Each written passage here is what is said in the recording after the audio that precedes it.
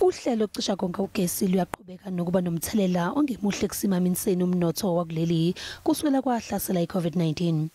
I-Eskom iqale isigaba sesine sokucishakonga ugesi namhlanje kuze kube olwesihlanu ekuseni. Isigaba sesine sisho ukuthi izingxenye eziningi zezwe angeke zibe nawo ugesi amahora amabili nengxenye kathathu ngosuku. Ngesikhathi isigaba sesibili sisho ukuthi kuzocinywa ugesi amahora amabili nengxenye kabili ngosuku. Le nkampani ikhomba ngenjumbane ukuthwala kanzima kwamaziko ayo. Businesses, they continue to suffer because of Eskom problems.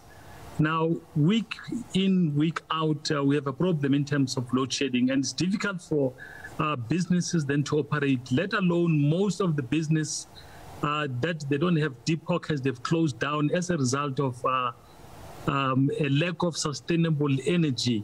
Umfelandawonye wezinyunyana zezisebenzi isafto ithi iEskom iletha ingcindezi enkulu emnothweni ovele uthwele kanzima. In our view, Eskom is very busy. They are destroying the country's economy. They are destroying the jobs. They are making the situation even much more worse than it was already before the COVID.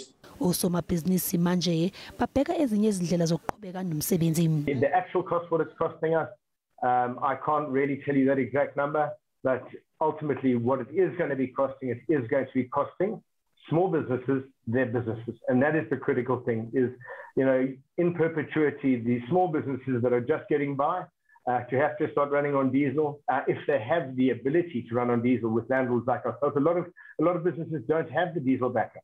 Estatimendeni iEskom ithi umthamo okhona njengamanje obekiwe ungaphansi kwingcindezi enkulu.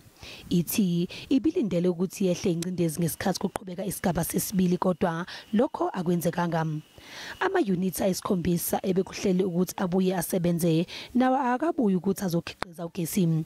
Kuphinde kwawa enye i-unit e-Anot Power Station namhlanje ekuseni kwaphinde kwaletha ukuntuleka okukhulu kukagesi.